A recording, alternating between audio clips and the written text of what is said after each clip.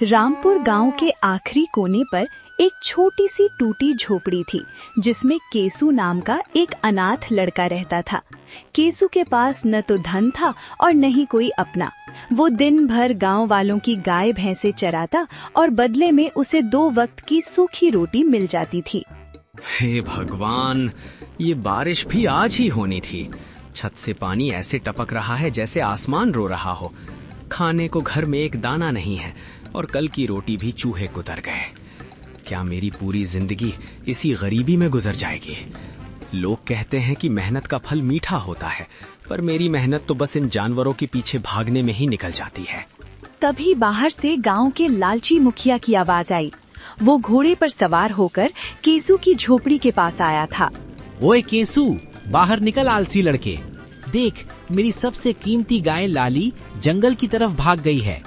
अगर तू उसे शाम तक वापस नहीं लाया तो मैं तुझे गांव से बाहर निकाल दूंगा और तेरी ये झोपड़ी गिरवा दूंगा। जा, अभी निकल।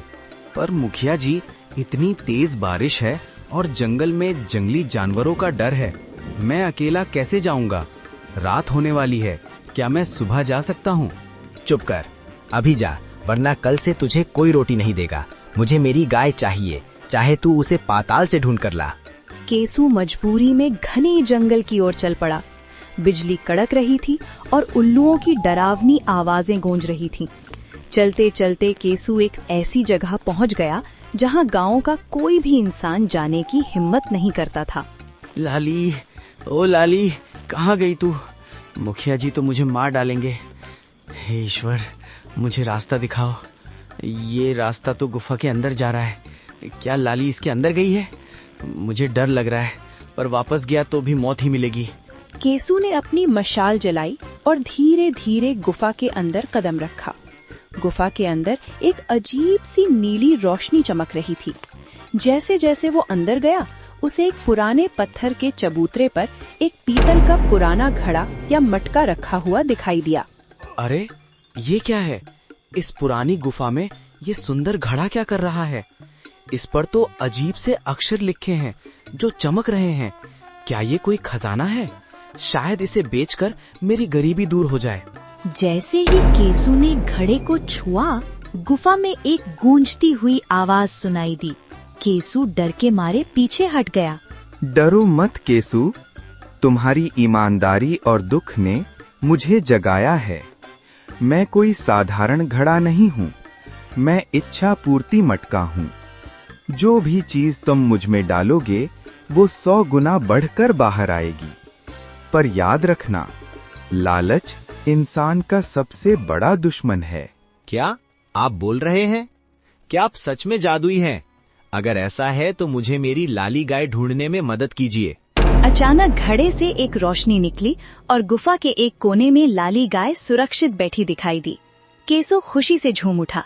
उसने गाय को बाहर निकाला और साथ ही उस जादुई घड़े को भी कपड़े में लपेटकर अपने साथ ले आया।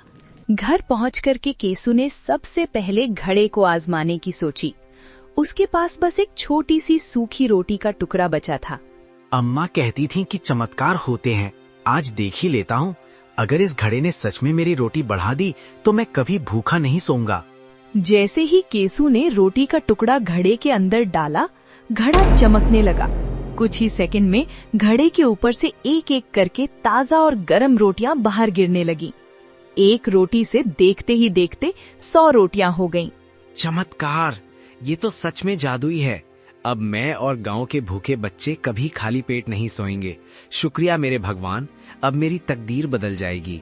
केसू ने भरपेट खाना खाया और बाकी रोटियां पड़ोस के गरीब बच्चों में बांट दी। पर केसू को क्या पता था कि गांव की एक लालची नजर उसकी खिड़की से ये सब देख रही थी। मुखिया का नौकर रामू, जो गाय की खबर लेने आया था, उसने ये जादुई नजारा देख लिया था। वो तुरंत दौड़कर मुखिया के महल पहुंचा। मालिक, गजब हो गया। उस गरीब केसू के हाथ कोई जादुई चीज लगी है। उसने एक सूखी रोटी डाली और घड़े ने उसे 100 रोटियां दे दी। अगर वो घड़ा हमारे पास हो तो हम दुनिया के सबसे अमीर आदमी बन जाएंगे। क्या वो मामूली चरवाहा अब जादू करेगा? कल सुबह होने दे, मैं उस घड़े को छीन लूंगा। वो घड़ा मेरे महल की शोभा बढ़ाएगा, केसू की झोपड़ी की नहीं। तैयार हो जा रामू, कल सुबह केसू की शामत आने वाली है। केसू अपनी झोपड़ी में सुकून से सो रहा था, बेखबर कि उसके नए सुखों पर दुखों के बादल फिर से मंडराने वाले हैं। रात भर केसू चैन की नींद सोया था, लेकिन उसे क्या पता था कि सुबह का सूरज उसके लिए एक नई मुसीबत लेकर आएगा। लालची मुखिया अपनी फौज के साथ केसू के दरवाजे पर खड़ा था। ओए केसू, बाहर निकल। सुना है तूने जंगल से कोई चीज चुराई है? चोरी का माल छुपा कर बैठा है और सोचता है कि मुझे पता नहीं चलेगा। जल्दी बाहर आ, वरना तेरी इस झोपड़ी को आग लगा दूंगा। केसू घबरा कर बाहर निकला। उसके हाथ में वही जादुई मटका था जिसे उसने रात को एक साफ कपड़े में लपेट कर रखा था। मुखिया जी, आप सुबह सुबह ये क्या कह रहे हैं? मैंने कोई चोरी नहीं की है। ये मटका मुझे जंगल की एक गुफा में मिला है। ये ईश्वर का आशीर्वाद है, चोरी का माल नहीं। मैंने तो आपकी गाय भी सही सलामत वापस पहुंचा दी है, फिर आप मुझ पर ये झूठा इल्जाम क्यों लगा रहे हैं? मालिक, कल रात मैंने अपनी आंखों से देखा था कि कैसे एक रोटी से 100 रोटियां बन गई थीं। ये लड़का झूठ बोल रहा है। ये खजाना तो आपका होना चाहिए। अच्छा, तो ये बात है। केसू, तू इस गांव की जमीन पर रहता है, यहाँ की हवा में सांस लेता है और यहाँ के जंगल से लकड़ियाँ काटता है। इसलिए जंगल में मिलने वाली हर कीमती चीज पर पहला हक मेरा है। ये मटका मुझे दे दे, वरना जेल जाने के लिए तैयार हो जा। नहीं मुखिया जी, ऐसा मत कीजिए। ये मटका गरीबों की भूख मिटाने के लिए है। अगर ये आपके पास चला गया तो आप इसका गलत इस्तेमाल करेंगे। गुफा की उस आवाज ने कहा था कि लालच मत करना, वरना इसका अंजाम बुरा होगा। मुखिया जी, मेरी बात मानिए। चुप कर भिखारी, अब ये मटका मेरे महल की शान बढ़ाएगा। अब मुझे किसी से लगान वसूलने की जरूरत नहीं पड़ेगी। रामू, चल जल्दी, आज हम इस मटके से अपनी तिजोरी भरेंगे। मुखिया मटका लेकर अपने महल की ओर भाग गया। केसू वहीं मिट्टी में बैठकर रोने लगा। उसे डर था कि मुखिया का लालच कहीं पूरे गांव पर कोई आफत न ले आए। मुखिया बहुत उत्साहित था। उसने सोचा कि अगर रोटी डालने से रोटियां बढ़ सकती हैं, तो सोना डालने से सोना भी बढ़ेगा। देख रामू, आज तेरा मालिक दुनिया का सबसे अमीर आदमी बन जाएगा। ये देख, ये मेरी आखिरी सोने की मोहर है। अब मैं इसे इस मटके में डालूंगा और फिर देखना, हमारे पास मोहरों का पहाड़ खड़ा हो जाएगा। अजय रुकिए, पहले देख तो लीजिए कि ये काम कैसे करता है। कहीं ऐसा न हो कि सब कुछ गायब हो जाए। तू चुप कर, तुझे क्या पता जादू के बारे में? ये देख। जैसे ही सोने का सिक्का अंदर गया, मटका नीली रोशनी से भर गया। एक सिक्का 2 हुआ, 2 से 4, और देखते ही देखते मटके से सिक्कों की बारिश होने लगी। अरे वाह रामू, देख, सोना ही सोना। और डालो, जो भी कीमती चीज है सब इसमें डाल दो। जेवर लाओ, रेशमी कपड़े लाओ, सब कुछ 100 गुना कर देंगे। लालच में अंधा होकर मुखिया ने अपने घर का सारा कीमती सामान मटके में डालना शुरू कर दिया। धीरे धीरे पूरा कमरा सामान से भर गया।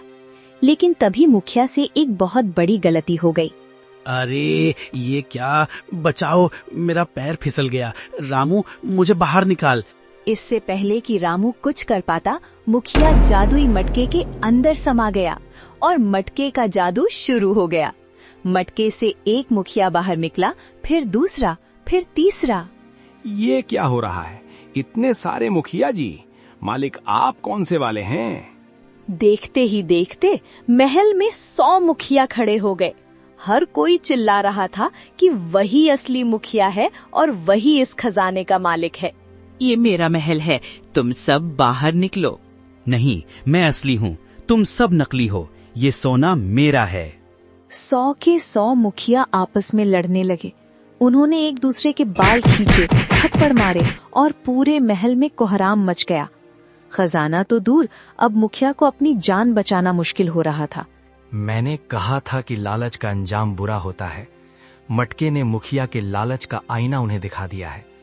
अब अगर ये 100 मुखिया गांव में आ गए तो ये सबको तबाह कर देंगे। मुझे कुछ करना होगा। मुझे उस गुफा में वापस जाना होगा और पूछना होगा कि इस जादू को कैसे रोका जाए। केसू फिर से उसी घने जंगल की ओर दौड़ा। उसे पता था कि केवल वही आवाज इस तबाही को रोक सकती है। हे जादुई शक्ति, मुझे माफ कर दीजिए। मैं उस मटके की रक्षा नहीं कर पाया। मुखिया ने उसे छीन लिया और अब गांव में अनर्थ हो रहा है। 100 लालची मुखिया आपस में लड़ रहे हैं। कृपा करके इस जादू को वापस ले लीजिए। मुझे वो मटका नहीं चाहिए। मैं अपनी गरीबी में ही खुश हूँ। बस मेरे गांव को बचा लीजिए। केसु, तुमने अपनी परीक्षा दे दी है। तुमने अपने सुख के बजाय गांव की शांति मांगी। जादू को रोका जा सकता है, पर इसके लिए तुम्हें एक बहुत बड़ा त्याग करना होगा। क्या तुम तैयार हो? हाँ, मैं कुछ भी करने को तैयार हूँ। बताइए मुझे क्या करना होगा।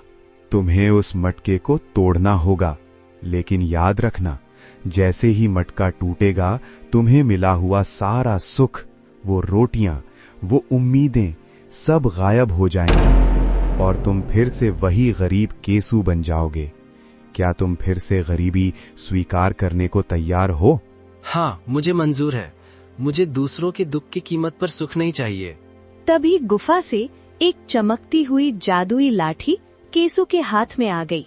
केसु उसे लेकर महल की ओर भागा। रुक जाओ केशु, इस मटके को हाथ मत लगाना, ये हमारा है। केसु ने किसी की नहीं सुनी। उसने अपनी पूरी ताकत से जादुई लाठी मटके पर दे मारी। जैसे ही केसु ने जादुई लाठी से उस मटके को तोड़ा, एक जोरदार धमाका हुआ और पूरा महल तेज रोशनी से भर गया। कुछ पलों के लिए ऐसा लगा जैसे वक्त रुक गया हो। जब रोशनी कम हुई तो केसु ने देखा कि महल का सारा सोना, चांदी और कीमती सामान गायब हो चुका था। और सबसे बड़ी बात, वो 100 नकली मुखिया भी हवा में धुएं की तरह उड़ गए थे। मेरा सिर, मैं कहाँ हूँ? वो सब कहाँ गए? मेरा सोना, मेरी मोहरें। केसु, तूने ये क्या किया? तूने मेरा सारा खजाना मिट्टी में मिला दिया। मुखिया जी, वो खजाना आपका था ही नहीं, वो लालच का जाल था जिसमें आप फंस चुके थे। अगर मैं ये मटका नहीं तोड़ता तो वो 100 मुखिया इस गांव को नरक बना देते। शुक्र मनाइए कि आप अकेले बचे हैं, वरना आपकी लालच ने आपको कहीं का नहीं छोड़ा था। महल की सारी सुख सुविधाएं गायब हो चुकी थीं। मुखिया अब फिर से एक साधारण इंसान बन गया था, बल्कि उसका अहंकार टूटने के कारण वो पहले से भी करीब महसूस कर रहा था। गांव वालों, मुझे माफ कर दो। मैंने अपनी शक्ति और पद का गलत इस्तेमाल किया। केसु ने आज मेरी जान भी बचाई और इस गांव को एक बड़ी तबाही से भी बचाया। मैं वादा करता हूं कि आज के बाद मैं कभी किसी गरीब का हक नहीं मारूंगा। केसु, तेरी झोपड़ी भले ही टूटी है, पर तेरा दिल इस गांव में सबसे बड़ा है। केसु ने मुखिया को माफ कर दिया, पर जैसे ही वो अपनी झोपड़ी की तरफ बढ़ा, उसे जादुई आवाज की वो शर्त याद आई। मटका टूटने के बाद तुम फिर से वही गरीब केसु बन जाओगे। तो मैं फिर से वहीं आ गया जहां से शुरू किया था। पास में ना रोटी है और ना ही कोई जादुई मटका, पर आज मेरा मन बहुत हल्का है। मैंने दूसरों की भलाई के लिए अपना सुख त्यागा है और यही मेरा सबसे बड़ा धन है। लाली गाय सुरक्षित है और गांव में शांति है। मेरे लिए इतना ही काफी है। केसु चूल्हा जलाने के लिए सूखी लकड़ियां इकट्ठा करने लगा। वो फिर से अपनी पुरानी मेहनत वाली जिंदगी जीने के लिए तैयार था। अचानक केसु के सामने वही रहस्यमयी आवाज फिर से गूंजी, पर इस बार वो डरावनी नहीं, बल्कि बहुत मधुर थी। केसु, तुमने साबित कर दिया कि निस्वार्थ सेवा और ईमानदारी से बड़ा कोई जादू नहीं है। तुमने अपनी परीक्षा के हर चरण को पार किया। जो मटका तुमने तोड़ा वो लालच की परीक्षा थी, और चूंकि तुमने उसे तोड़कर गांव को चुना, इसीलिए अब तुम्हें असली इनाम मिलेगा। नहीं दिव्य शक्ति, मुझे अब कोई जादुई मटका नहीं चाहिए। मैं अपनी मेहनत से कमा कर खाना चाहता हूँ। मैं तुम्हें मटका नहीं बल्कि एक वरदान दे रही हूँ।